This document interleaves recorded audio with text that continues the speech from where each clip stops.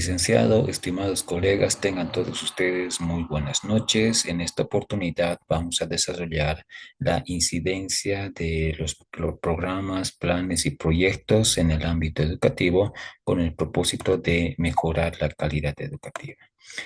Vamos a mostrar las diapositivas preparadas para el día de hoy.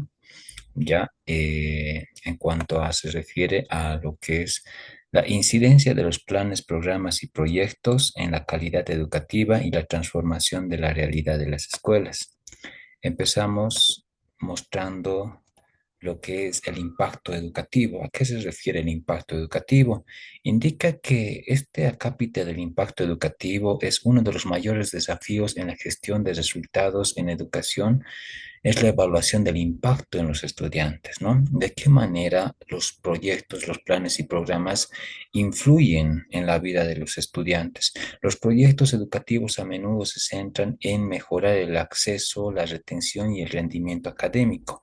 Medir el éxito de estos proyectos requiere la definición de indicadores clave como la tasa de matriculación, la deserción escolar y el rendimiento en evaluaciones estandarizadas.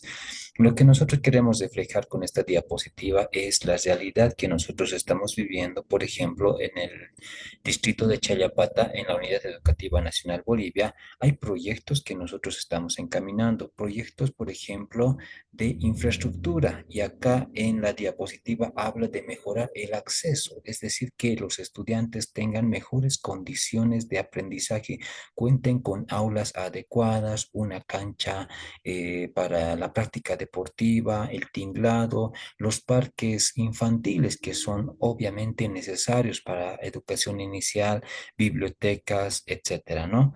Y también podemos hablar, como lo habíamos mencionado en esta semana 3, de los proyectos de cambio cualitativo, ¿no?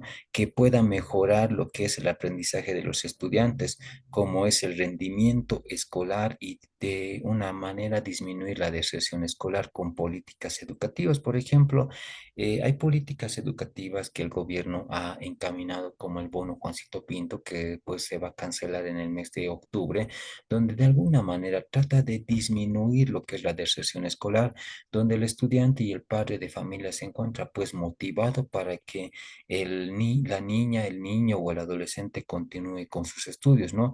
Ese tipo de proyectos, ese tipo de planes y programas tienen un impacto educativo en la comunidad porque transforma la realidad educativa. Con el pago del bono Juancito Pinto, por ejemplo, trata de disminuir la deserción escolar. Con el PCP también que se ha implementado con el modelo educativo sociocomunitario productivo, también se pretende fortalecer lo que son las potencialidades de la región. El bachillerato técnico medio, ¿no? Antes nosotros cuando estudiábamos en el colegio no salíamos solamente con el título de bachiller, pero en esta generación pues los estudiantes ya van saliendo, ¿no? Con los títulos técnico medio, ¿no? Que de alguna manera pues les va a beneficiar en su vida futura, ¿no? Y su reinserción al mercado laboral, porque ya van a tener un oficio o una profesión para continuar sus estudios más adelante o tener pues una fuente de ingreso, ¿no? Ese es el impacto educativo de los proyectos, de los planes y programas. Continuamos con la otra diapositiva y que también es muy importante, el desarrollo profesional docente.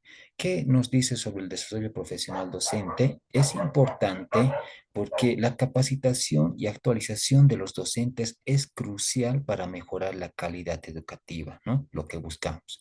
A través de la gestión de resultados se puede evaluar si las capacitaciones están teniendo el impacto positivo en las prácticas pedagógicas y los resultados de los estudiantes. Por ejemplo, en el contexto donde nosotros trabajamos en la Unidad Educativa Nacional Bolivia, los docentes, más que todo los que recién han ingresado a la institución, se van actualizando permanentemente en su formación. Por ejemplo, hay docentes que van pasando clases de diplomado, en nuestro caso, en ejemplo, maestría, ¿no? En políticas de formación docente y etcétera. Y no siempre un posgrado, ¿no? También cursos de actualización y fortalecimiento, como ser los cursos de UNEPCO, ¿no? De la Unidad de Formación Continua, ¿no? Donde los docentes van pasando, inclusive clases como ser inteligencia artificial, cursos de violencia, materiales educativos, quechua, lengua originaria, etcétera, ¿no? Entonces, Entonces, los docentes, en un 50% se puede decir que en la Unidad Educativa Nacional Bolivia de Chayapata se van actualizando y fortaleciendo esas habilidades pedagógicas, pero también existe el otro 50% de los docentes donde, bueno, según el contexto, ellos saben que se van a quedar a trabajar en Chayapata y posiblemente se jubilen en la unidad educativa. Así que hay una carencia de interés en la profesionalización docente. No hacen cursos, más se dedican a otro tipo de actividades económicas, están esperando tal vez su jubilación de aquí a unos 5 o 10 años y tal vez no van a compulsar a la ciudad, ¿no? Así que no necesitan de currículum, ¿no? Entonces hay esa dicotomía, esa divergencia, esa ambigüedad en la unidad educativa, ¿no? Pero sabemos que los proyectos y planes educativos son importantes para el desarrollo docente, ¿no? Para que hagan sus cursos de actualización, etcétera. Y finalmente podemos hablar sobre la innovación educativa.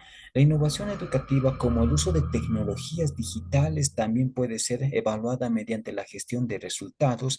Los proyectos que implementan nuevas tecnologías en el aula requieren un monitoreo constante para asegurar que los recursos tecnológicos sean utilizados de manera efectiva y que generen los resultados esperados en términos de aprendizaje, ¿no? Es lo que hemos buscado durante todo este tiempo, ¿no? Gestión tras gestión, desde que mi persona está el 2021 en la unidad educativa, cada director ha llegado con una planificación, ¿no?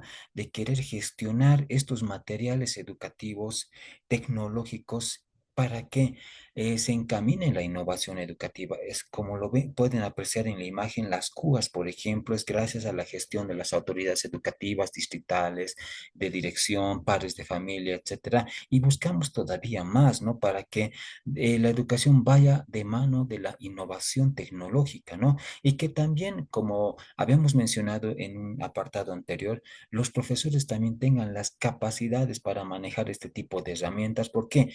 Porque los estudiantes manejan celulares, manejan computadoras, redes sociales, instrumentos tecnológicos, plataformas digitales, etcétera. Entonces nosotros tenemos que estar capacitados para manejar cada uno de sus instrumentos, porque si seguimos con el dictado, con los textos y etcétera, con didácticas tal vez tradicionales, no vamos a poder mejorar la calidad educativa.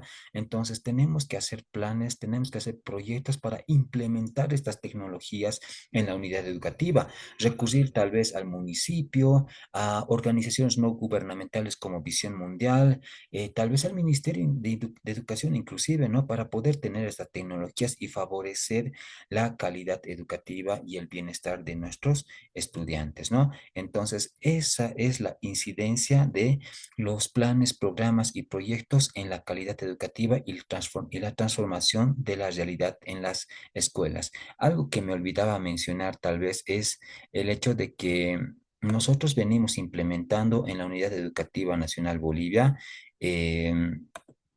programas de violencia, erradicación de la violencia, ¿no? Que es lo que hemos avanzado en esta semana, en la semana 3.